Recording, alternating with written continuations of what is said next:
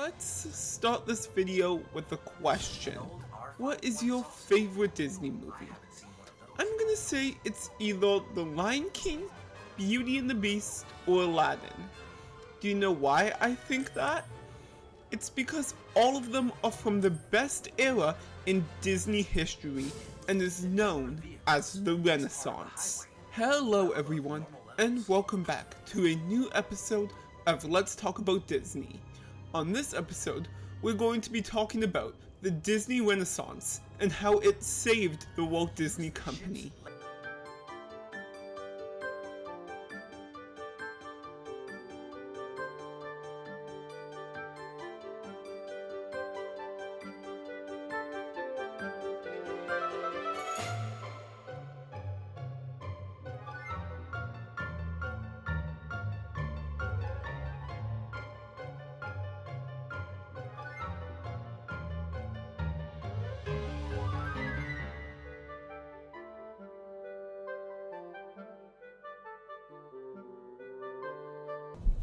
Every movie of this era was a musical, with music from Alan Menken and his partner Howard Ashman, up until Ashman died during Beauty and the Beast. Howard's gift was to make the music feel much more personal and character-driven. During production of The Little Mermaid, Katzenberg wanted to cut Part of Your World, believing it was a distraction.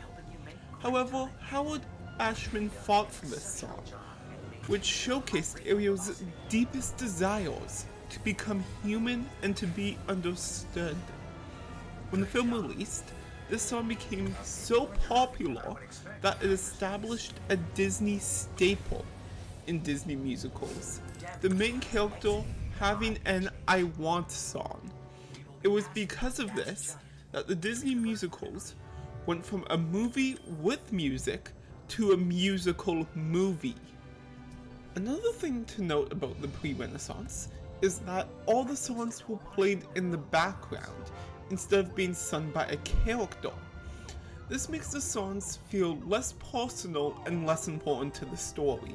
This era also gave us a much bigger variety of songs, from The Hunchback of Notre Dame with its church organ that gives a grand, dark, and epic sound, to Hercules, that has more of a gospel feel that gives the story a sense of energy. No matter what type of music the movies have, each one stands out in its own special way.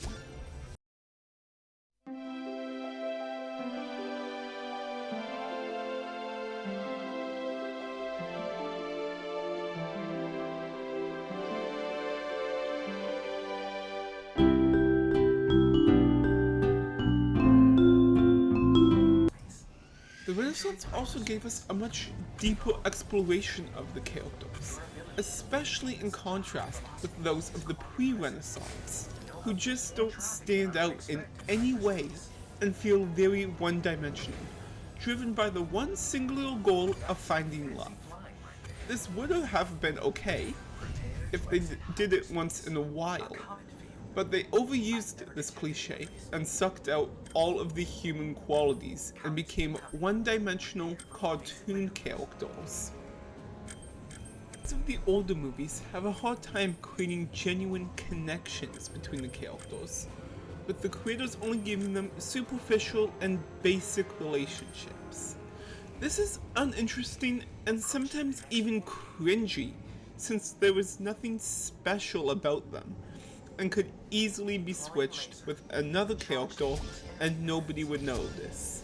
This was a complete contrast with the rest of the Renaissance, where they would focus more on character development and explain why they like each other and why they need to be together.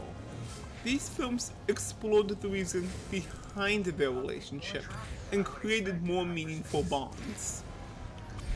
The treatment of the princes also stands out, with movies like Aladdin, where it's both Aladdin and Jasmine's story, instead of one or the other.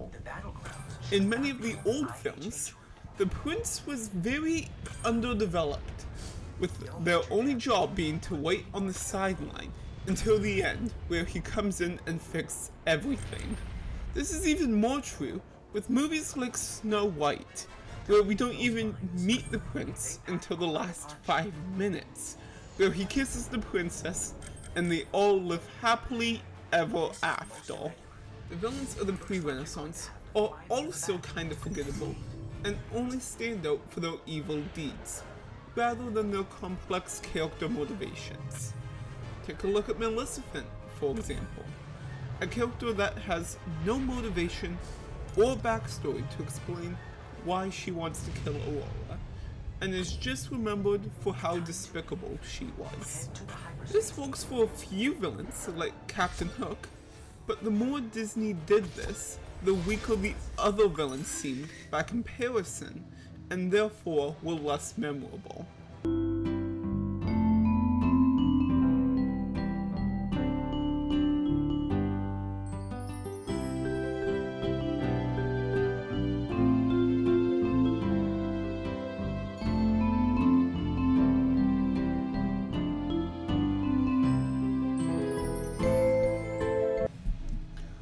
Under Walt Disney, the animation stayed very consistent, and sometimes almost indistinguishable from film to film. However, starting with The Great Mouse Detective in 1986, Disney began experimenting with CGI. This allowed for each movie to add something new and expand, allowing for new and exciting scenes that made the story feel more dynamic and alive. Look at the stampede scene from The Lion King, for example. A scene that just wouldn't have the same impact or tension if done in 2D. Beyond CGI, this era also gave us such a unique style. Hercules is a great example, with its very graphic and angled designs that make the stories of Greek mythology come alive. The Renaissance also gave us some of the most immersive and memorable locations, with Atlantis and Mount Olympus. Unlike generic backdrops that serve little purpose, these new locations are integral to the story and make the animation feel alive and fully realized. The rich details and storytelling significance transports the audience to a whole new world to explore, with characters that are as real as you and me.